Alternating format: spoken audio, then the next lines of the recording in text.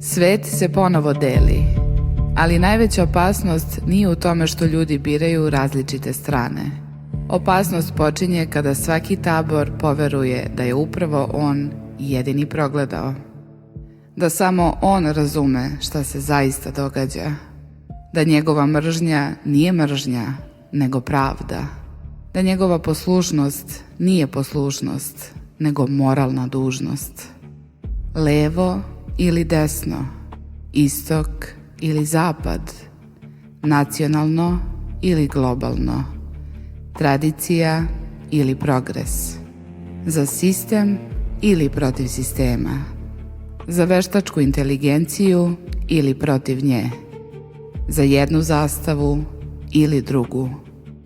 Sve više izgleda kao da nije dovoljno imati mišljenje. Moraš da pokažeš kome pripadaš. Jedna rečenica dovoljna je da te neko svrsta. Jedna sumnja da postaneš izdajnik. Ljudi te više ne slušaju da bi razumeli šta govoriš. Slušaju te da bi otkrili gde da te smeste. A kada ne mogu brzo da te smeste, postaješ sumnjiv i jednima i drugima. To je rana ovog vremena. Čovek je umoran od neizvesnosti, zatrpan informacijama i duboko svestan da na mnoge događaje više nema nikakav uticaj. Ne traži samo činjenice, traži objašnjenje koje će njegovoj nemoći dati smisao, nekoga ko će imenovati krivca i figuru koja će obećati da se izgubljena kontrola može vratiti. Tokom jula ta potreba za velikom istinom, velikim vođom i velikim izlazom dobija izuzetno snažnu astrološku pozornicu. Jupiter u Lavu, Uran u Blizancima, Neptun u Ovnu i Pluton u Vodoliji povezuju se u konfiguraciju sastavljenu od opozicije, 2 trigona i 3 sekstila. U popularnoj astrologiji nazvana je Barbaultova korpa, po francuskom mundanom astrologu Andreu Barbeau. Ali geometrija koja izgleda skladno ne obećava skladan svet. Trigoni i sekstili ne govore da će ono što nastaje biti dobro, pravedno ili humano. Oni pokazuju da energije mogu lako da sarađuju. A kada se lako povežu tehnologija, ideologija, kolektivna moć i potreba za ekspanzijom, promena može postati brža od čovekove sposobnosti da shvati njenu cenu. To ne znači da će se tokom jednog meseca pojaviti potpuno formiran novi poredak. Jul pokazuje njegovo ubrzanje i prve jasnije nacrte, figure koje dobijaju nesrazmeran uticaj, ideje koje iznenada stiču moralni autoritet i sistemi koji se prihvataju mnogo pre nego što javnost razume kako će je promeniti. 3 spoljne planete već grade dugotrajnu arhitekturu nove epohe. Uran menja način na koji mislimo i prenosimo informaciju. Neptun menja mitove za koje smo spremni da se borimo. Pluton menja strukture kroz koje se kolektiv organizuje i kontroliše. Ali Jupiter je planeta koja tu arhitekturu tokom jula uvećava, osvetljava i uvodi u ljudsku dramu. On joj daje lice, pozornicu, publiku i uverenje da se upravo sada događa nešto istorijsko. Zato Jupiter ovde nije dodatak konfiguraciji. Njegova opozicija sa Plutonom njena je centralna napetost. Jupiter u Lavu želi veličinu, želi priznanje, autoritet, vidljivost i pravo da njegova vizija postane vodeća. Lav je znak kralja, scene, ponosa, stvaralačke moći i ličnosti koja ne želi da bude samo deo mase. Jupiter u ovom znaku širi potrebu da se istupi, povede, inspiriše i ostavi trag, ali širi i sujetu, grandioznost, glad za aplauzom i uverenje da onaj ko govori najglasnije mora govoriti u ime istine. Jupiter, međutim, nije samo simbol lične veličine. On upravlja sistemima verovanja, zakonom, moralom, obrazovanjem i slikom smisla kroz koju društvo opravdava svoje odluke. U lavu se velika ideja vezuje za ličnost koja je predstavlja. Istina više ne mora da bude dokazana. Dovoljno je da je izgovori neko kome je kolektiv već dodelio oreol autoriteta. Kritika njegovog stava tada se doživljava kao napad na čitavu viziju budućnosti. Zato Jupiter u lavu ne proizvodi samo vođe. Proizvodi publiku koja želi da veruje da se iza jednog glasa, jednog imena ili jednog pokreta nalazi odgovor na poniženje, haos i nemoć čitave epohe. Nasuprot njemu nalazi se Pluton u Vodoliji. To nije stari tip vlasti koji ima jedno prepoznatljivo lice. To je moć, mreže, platforme, algoritma, podataka, institucije i kolektiva koji određuje ko pripada, ko je prihvatljiv i ko mora biti uklonjen. Pluton u Vodoliji ne mora da izdaje otvorene naredbe. Dovoljno je da napravi sistem u kojem su neke mogućnosti nevidljive, neke rečenice nedopustive, a neka pitanja unapred proglašena opasnim. Na prvi pogled, Jupiter u lavu i Pluton u Vodoliji izgledaju kao sukob pojedinaca i kolektiva, vidljivog vođe i nevidljivog sistema, lične vizije i grupne moći. Ali to nije jednostavna borba heroja protiv mašine. Vođa i sistem mogu javno da deluju kao protivnici, a da se u stvarnosti međusobno hrane. Platforma proizvodi njegovu veličinu, algoritam ponavlja njegovu poruku. Masa u njega projektuje sopstvenu snagu, bes i nadu. On zatim sistemu daje ljudsko lice, uzbuđenje i pristanak. Bez mreže njegov glas ne bi stigao daleko. Bez njegovog lica mreža ne bi dobila emociju koja pokreće milione. Jupiter ne ublažava Plutona, on ga uvećava. Može uvećati razotkrivanje korupcije, koncentracije moći i zloupotrebe autoriteta, ali isto tako uvećava ambiciju onih koji sopstvenu glad za dominacijom predstavljaju kao spasavanje društva. Pod opozicijom Jupitera i Plutona, moralni govor lako postaje oružje. Borba se više ne vodi samo oko interesa, teritorije ili novca. Vodi se oko prava da se odredi šta je dobro, ko predstavlja budućnost i ko sme da govori u njeno ime. Jupiter u lavu zato stvara veliku pozornicu za reformatore, pobunjenike, političke vođe, tehnološke mesije i sve one koji obećavaju da će običnom čoveku vratiti izgubljenu veličinu. Neki će zaista otvarati prostor koji je dugo bio zatvoren. Drugi će tražiti gotovo neograničenu moć, uvereni da im ona pripada zato što je njihova vizija navodno plemenita. Opozicija ne govori da su pojedinac i kolektiv nužno neprijatelji. Govori da se vodi borba oko toga ko će prisvojiti ogromnu energiju promene, ko će joj dati ime, ko će je proglasiti oslobođenjem i ko će od nje napraviti novi poredak. Uran u Blizancima toj borbi daje brzinu. On razbija monopol nad informacijom, otvara nove kanale, jezike i oblike povezivanja. Može omogućiti da ono što je bilo skrivano postane vidljivo i da glas koji je nekada bio beznačajan stigne do ogromnog broja ljudi.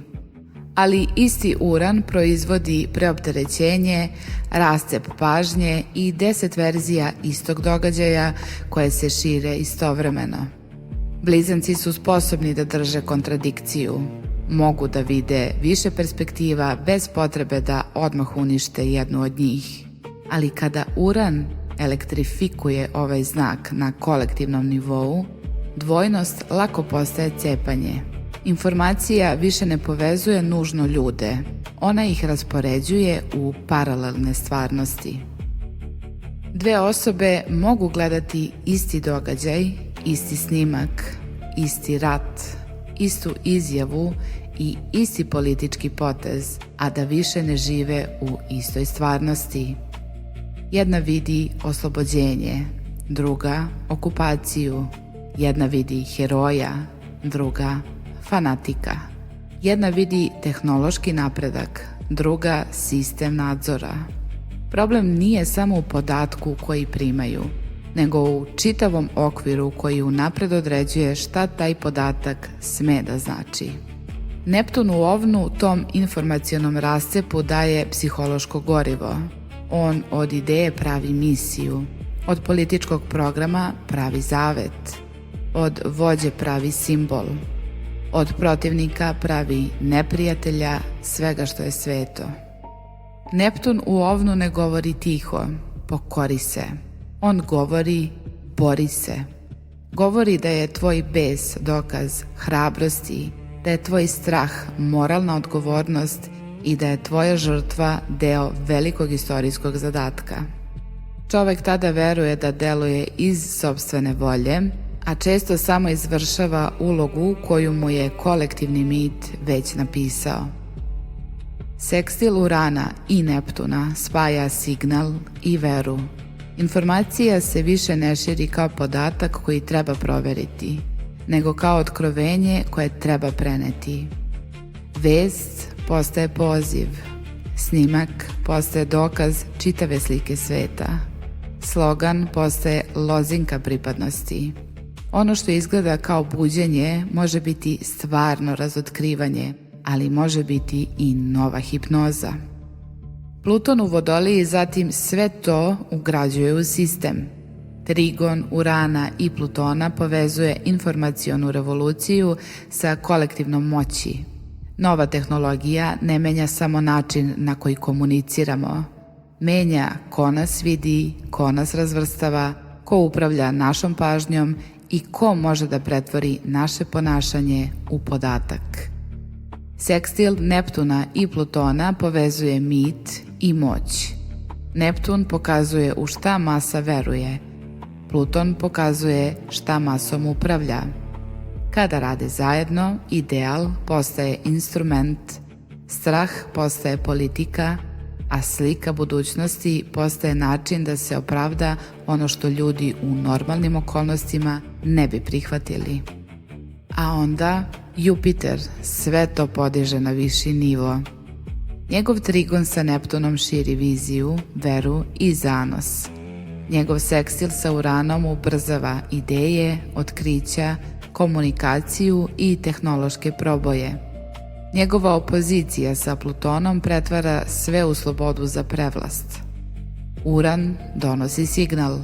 Neptun od njega pravi veru. Pluton veru ugrađuje u sistem.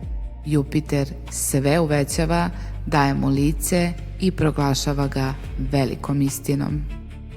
Ovakvi ciklosi ne stvaraju istoriju sami, ali pokazuju kakva vrsta istorijskog materijala postaje dostupna.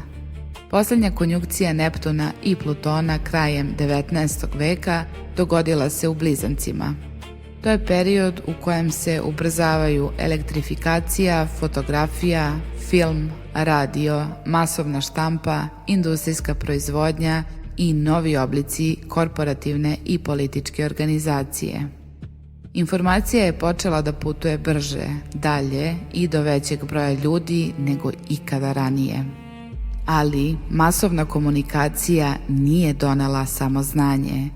Donela je i modernu propagandu, masovne ideologije i državu sposobnu da istu sliku sveta istovremeno prenese milionima. Kada se reč oslobodi prostora i vremena, ona može proširiti svest, ali može proširiti i laž brže nego što je iko sposoban da je proveri. Prethodni prolazak Urana kroz Blizance poklopio se sa Drugim svetskim ratom i prvim godinama novog hladnoratovskog poretka. Radio, šifre, propaganda, vazdušna tehnologija i ubrzani prenos informacija postali su deo same ratne moći. Svet se zatim organizovao oko dva velika bloka, dve slike budućnosti i dva sistema koja su sopstveni identitet gradila preko slike neprijatelja. Današnji ciklus neće ponoviti istu istoriju, ali ponavlja psihološki obrazac. Rascep više nije samo između država. Ušao je u porodice, prijateljstva, medije, obrazovanje, medicinu, religiju, pitanja identiteta, odnos prema naciji, ratu, migracijama i tehnologiji. Svaki tabor ima svoje reči, svoje simbole, svoje autoritete i svoje zabranjene sumnje. Lažna binarnost ne znači da su dve ponuđene strane iste. Njihove odluke, vrednosti i posljedice mogu biti veoma različite. Lažna binarnost nastaje kada se složen svet suzi na dve dozvoljene mogućnosti, a sve što ne pripada tom sukobu prestane da postoji. Čoveku se zatim kaže da je slobodan zato što može da izabere jednu stranu okvira koji nije sam napravio. Najdublja kontrola zato nije kada ti neko naređuje šta da misliš. Mnogo je efikasnija kada ti unapred odredi između čega smeš da biraš. Tada ti nije oduzeto pravo glasa, dato ti je mnogo prostora da se svađaš, glasaš, komentarišeš i braniš svoj tabor, ali ne i da postaviš pitanje koje ruši mapu na koje se čitav sukob odvija. Jungovski gledano, u središtu ove konfiguracije nalazi se inflacija. Jupiter u lavu može proširiti znanje, dostojanstvo i stvaralačku hrabrost, ali može uvećati ego do tačke u kojoj čovjek više nije sposoban da posumnje u sebe. On tada ne misli samo da je u pravu, veruje da je nosilac istorijske, moralne ili duhovne misije. Masa radi isto. Grupa počinje sebe da doživljava kao probuđenu, izabranu, pravednu, naprednu ili jedinu sposobnu da spase budućnost. Jupiter joj daje veličinu, Neptun svetlost, Uran poruku, Pluton moć kolektivnog pritiska. Čovek koji se dugo osjećao poniženo, nevidljivo ili nemoćno, u takvoj grupi ponovo dobija osjećaj značaja. Više nije beznačajan pojedinac.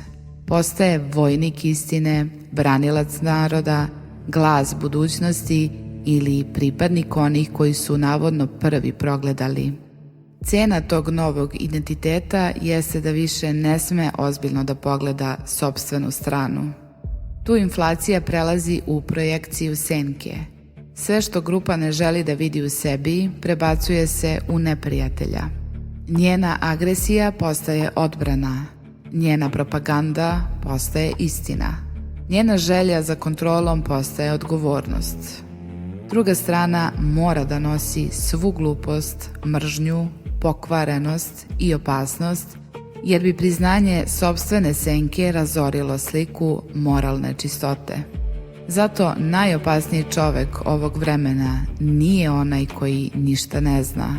To je čovek koji je potpuno siguran da je progledao. Njega više nije potrebno oćutkivati. Dovoljno je hraniti njegovu uverenost da je svaka sumnja slabost, a svaka nijansa izdaja. Veštačka inteligencija ulazi u ovu priču kao jedan od najmoćnijih instrumenata nove konfiguracije. Ne zato što je sama po sebi spas ili demon, nego zato što u sebi spaja uranovsku brzinu, plutonsku infrastrukturu, neptunsku iluziju sveznanja i jupiterovsku potrebu za velikim, konačnim odgovorom. AI može ubrzati istraživanje, prevesti znanje, povezati podatke i otvoriti mogućnosti koje su do juče bile nezamislive, ali ne dolazi bez okvira. Svaki sistem ima podatke na kojima je izgrađen, pravila koja ne sme da pređe, vrednosti koje štiti i zaključke prema kojima korisnika usmerava. Ne mora da zabrani misao da bi oblikovao. Dovoljno je da neke odgovore stalno čini razumnim, a druge sumnjivim, neodgovornim ili nedopustivim. U trenutku velike krize ljudi neće tražiti samo informaciju, Tražit će gotov zaključak. Biće umorni, uplašeni i zatrpani suprotstavljenim verzijama stvarnosti. Sistem koji im najbrže ponudi smisao, krivca i moralno opravdanje dobit će mnogo više od njihove pažnje. Dobit će njihovo poverenje. Ipak, ova konfiguracija ne govori samo o rastu kontrole. Uran može da razbije monopol nad informacijom. Pluton može da razotkrije moć koja je dugo delovala iz senke.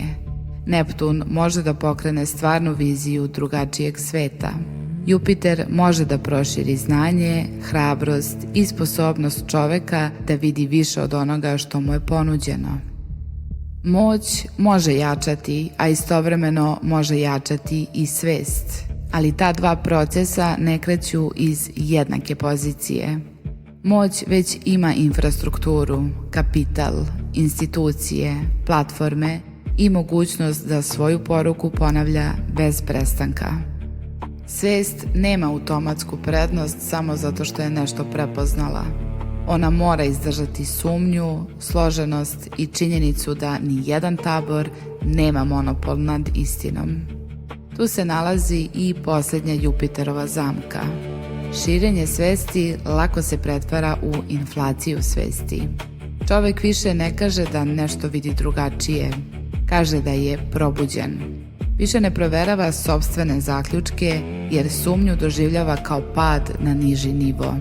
Tako i pobuna protiv manipulacije može završiti u novom sistemu verovanja koji ima svoje vođe, svoje jeretike i svoje zabranjene rečenice.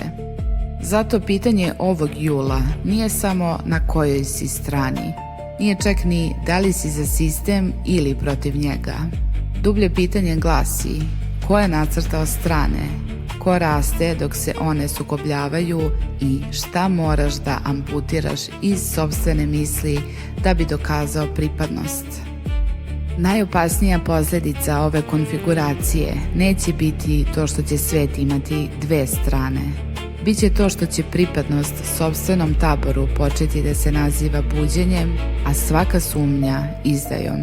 Jer čovekom nije najlakše upravljati kada zna da je poslušan. Najlakše je upravljati njime kada je uveren da je konačno progledao.